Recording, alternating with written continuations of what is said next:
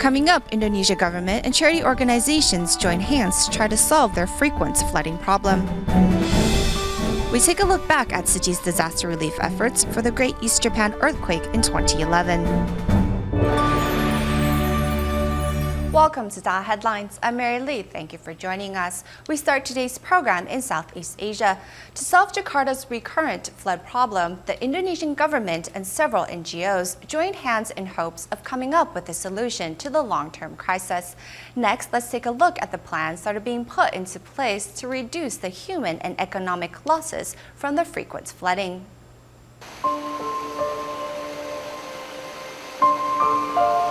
Over the past few years, Jakarta, the capital of Indonesia, has been repeatedly stricken by floods caused by heavy rains. To solve this problem, the Indonesian government decided to work with the National Agency for Disaster Management. Members of the National Agency for Disaster Management will meet up with government officials to come up with a better plan to deal with natural disasters. We will also organize disaster prevention drills.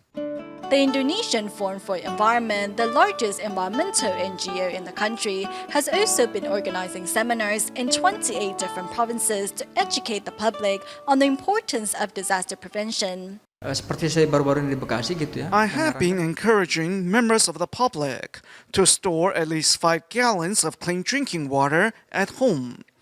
When a disaster strikes, they will need drinkable water to cook instant noodles or take medication. Disaster survivors will have a hard time staying healthy during a disaster if they don't have access to drinking water. The Red Cross is not only an expert in disaster relief, but has also well-equipped facilities. PMI itu membantu evakuasi. If a disaster occurs, the Red Cross will offer its assistance, such as evacuating members of the public to safe ground, building tents, and providing public kitchens. Our organization also has rafts, evacuation tents, and mobile hospitals. It is hoped that through such collaboration between the Indonesian government and NGOs, a solution to Jakarta's recurring flood problem can be found. In Penang, Malaysia, the manufacturing of Tzu Chi prefabricated homes for displaced flood victims in Kelantan continues uninterrupted. To help expedite the work, many volunteers, young and old, have arrived at the worksite, even if it means they have to travel quite a distance. A polio sufferer, even though Zhang Yiling has to walk with a crutch, she still wants to help. So she takes the hour-long ride to get to the worksite, where Tzu Chi's prefabricated homes are being assembled. To help provide shelter to those displaced by the December floods, Zhang picks up a disc grinder for the first time to polish the cut metal bars. 没有动作，然后开始学的时候觉得怎样？一开始嘛，就是我很重啊，重，但是不简单哦。 With determination, all obstacles can be overcome. Nearly 70 years old, Li Wenquan can work for 11 hours continuously. 如果没有出工，我就要睡觉。好像我的人是这样的，要瘦的，没有就好像昏瓜一样。对啊，越做越欢喜啊！啊，越做越欢喜啦。To tighten a screw, a volunteer bends over, stressing her lower back. Everyone is drenched in sweat because of their efforts.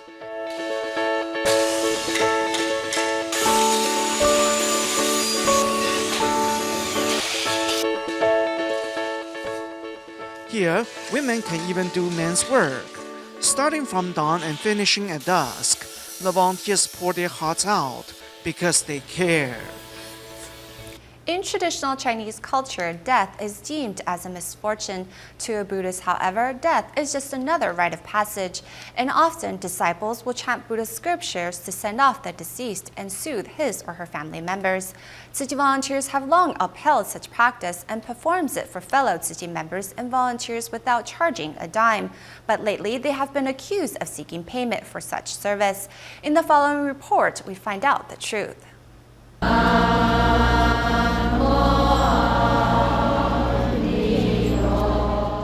He was crushed when a tree fell on him during a typhoon.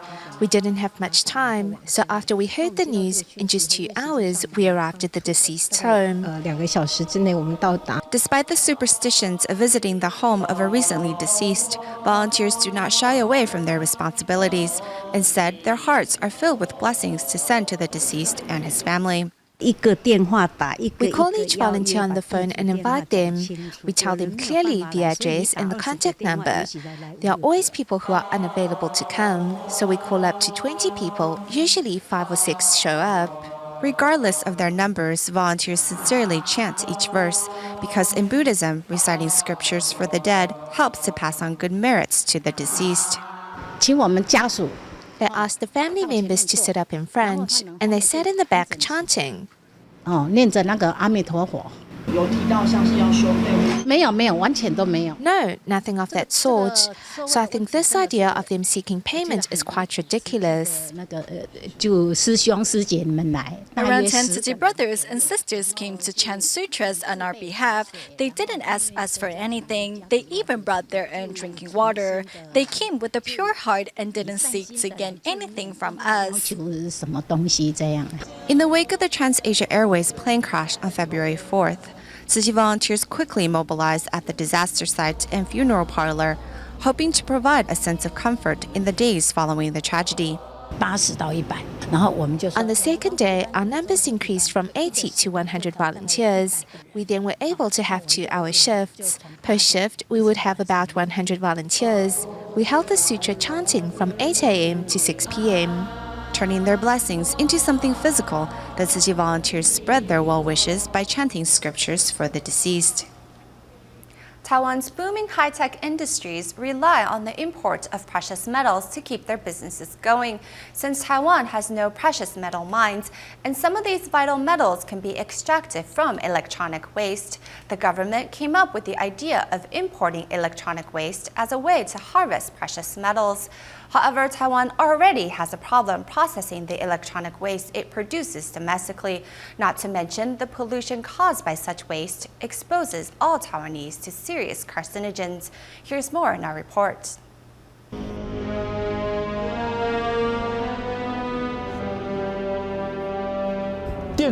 We are at Senmeipi in Taoyuan, where illegal dumping of electronic waste has turned the land bluish-green. Formerly an irrigation pond, this area was ruined because of industrial pollution. The pond has now dried up, and hidden within the cracked land are dioxins and potent acids. Just look at the color of these channeled apple snails. They are all green while their shells were melted away by what is probably copper sulfate. A neighboring factory is responsible for dumping wastewater from the incineration of scrap metals into the pond. It first started with elderly and now young people. One by one, they all died from cancer. If residents were exposed to such contaminants, then cancer would very likely form within many systems of their body. So why is such dangerous factory allowed to continue operations? Because of money. Electronic waste includes printed circuit boards, integrated circuits, resistors and capacitors. Precious gold, silver, platinum and palladium can all be extracted from them.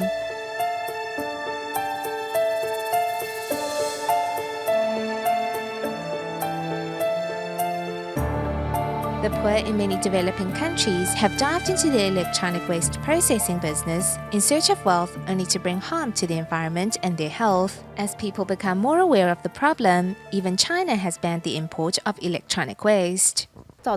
Suddenly, electronic waste in the country had nowhere to go and the price tanked. Bizarrely, as of September 2013, Taiwan's EPA was actually amending its regulations to change 12 categories of electronic waste that were classified as harmful industrial waste to normal industrial waste, so they may be imported into the country. The reason is the waste contains precious metals and helps reduce Taiwan's dependency on these natural resources. We produce plenty enough of electronic waste right within the country. I just can't figure out why the government insists on importing more waste from other countries.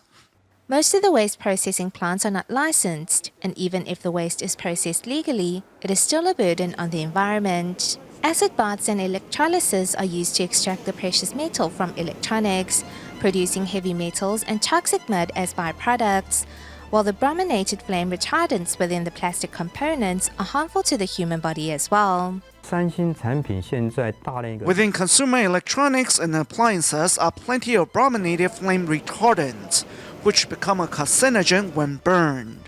If the new law is allowed to take effect, environmental groups and scholars believe the problem of electronic waste contamination will only be exacerbated. If we allow more electronic waste to come in, then our problem will multiply by several hundred, even several thousand-fold.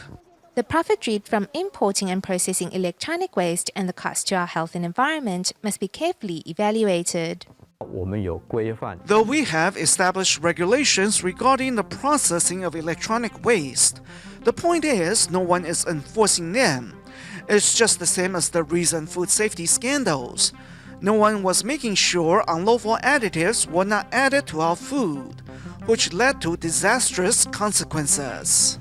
Currently, 80% of the world's electronic waste is being dumped in Asia. If this is such a lucrative business, why don't developed countries want to keep this waste within their borders?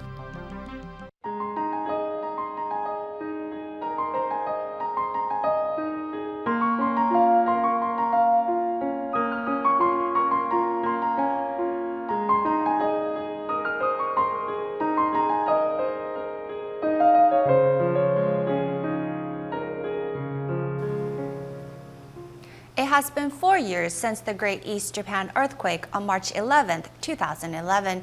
In the wake of the event, Tzu Chi volunteers in Japan opened their doors at the Tokyo office to help stranded residents seek shelter. Seeing the scope of the disaster in the days after, volunteers began relief efforts nationwide to help their survivors get back on their feet. To this day, the friendships cultivated during that time continue as local volunteers still visit the disaster survivors 3 or 4 times a year to bring their love and care.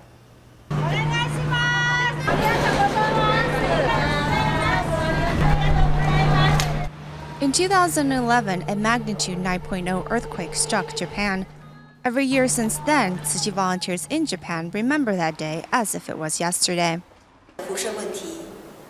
The Fukushima nuclear accident made many people want to leave Japan, but our volunteers chose to stay. We stayed behind to support those suffering. With sincerity and bravery, Tzu Chi volunteers enter the hard-hit areas, despite the concerns of radiation leaks around Fukushima. In emergency shelters, they saw the needs of survivors. The scraped blankets, 4 years later, is still filled with the warmth of the Tzu Chi volunteers that donated it. Looking back to March of 2011, in the aftermath of the earthquake to July of 2014, a total of 4,000 Tzu Chi volunteers mobilized to extend aid to the hard-hit prefectures of Iwate, Miyagi, Ibaraki, and Fukushima. Tzu Chi's help in Japan included the donation of emergency relief items such as hot meals and blankets, consolation cash to a total of 96,976 households, subsidies for the Kamaishi City school bus, school lunches, and finally, tea gatherings and blessing ceremonies to ease minds and comfort hearts. Tzu Chi's love and care for survivors moved the normally reserved Japanese to express their gratitude openly. In 2011, Japan selected the Chinese character Kizuna, which translates to the bond between people, to best reflect the events of that year. Tzu Chi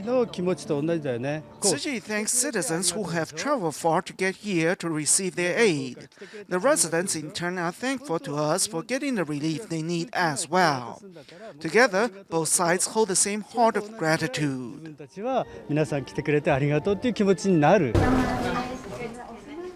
To this day, the volunteers from Japan still revisit the survivors 3 or 4 times a year. These residents are very adorable. They only remember us as a charity group from Taiwan who wear blue shirts and white pants. They don't know us as Tzu Chi. It was only after a while that they learned the name of our organization. Tzu Chi's friendship with the survivors in the aftermath of the 3/11 earthquake is only strengthened as time goes on. 诚心祈求天下无灾，人皆平安，远离苦難。皆様が苦難のから離れることになるように願っております。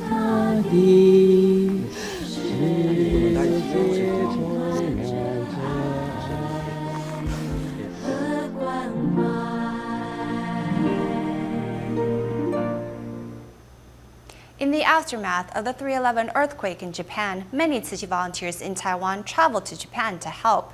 This outpouring of love not only strengthened their friendship between the two countries, but also inspired many young Japanese to come to Taiwan to study. Later, we meet a few students who are studying at a local university in Taiwan for just that reason. First, however, we meet one of the volunteers who personally helped out in Japan during the crisis. Tzu Chi volunteers braved the typhoon to visit disaster survivors. There were 3 houses here that were washed away. In a matter of seconds, an earthquake destroyed 6 residential homes. You're safe, that's what's most important. This is Tzu Chi volunteer Lin Shen, who's always there to lend a shoulder to cry on. She's very impatient. If she thinks of something to do, then she hurries to complete it. Otherwise, she won't eat until the task is complete. I need to hurry to do these things as time is running out. The more I do, the more I gain. The less I do, the more I lose. Lin herself lost family members to the 91 earthquake in Taiwan. However, she puts aside her own grief to serve on behalf of others. There is no I in team. The big picture is more important. Knowing well the emotional turmoil of recovering from an earthquake, in the aftermath of the 3/11 earthquake, Lin, being conversant in Japanese, joined the disaster relief team heading to Japan. Back then, we had no food to eat, no clothes to wear, yet they gave to us so selflessly. I am a Tzu Chi commissioner. Shouldn't I be giving as much back to them? People helping out one another in times of need, these are friendships that will last a lifetime. Meanwhile, for those directly affected by the 3/11 earthquake, the care that Taiwan extended lingers in their hearts till this day. When the earthquake happened, I was in Fukushima. I saw many volunteers from Taiwan who came to help. I'm really thankful to them. I learned about the earthquake from the news reports on TV. I then saw many Taiwanese volunteers showing up in Japan. So many people donated funds to help Japan recover. I was very touched by it all. Several students even decided to come to Taiwan to study Chinese because of the good impression they had of the country and its people. I feel that Taiwanese people are very warm, so I have come here to study.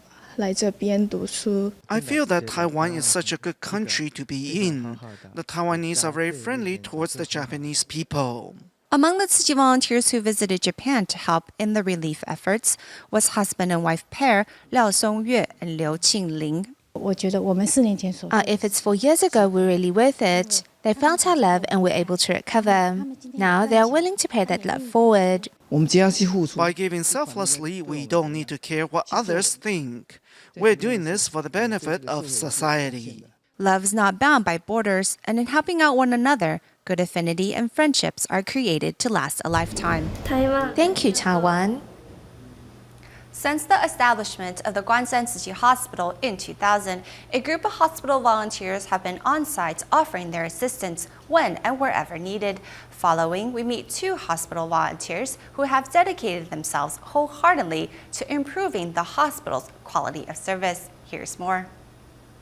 6:30 in the morning, and hospital volunteer Xu Xiangguang is already at the Guanshan Tzu Chi Hospital. Uncle Xu is always here earlier than our morning shift and opens the door for us.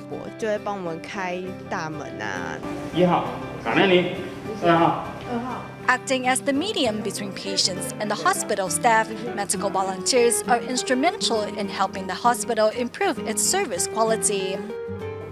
Most of our patients are seniors, so we have enlarged the words on the clinic schedule to make it easier for them to read.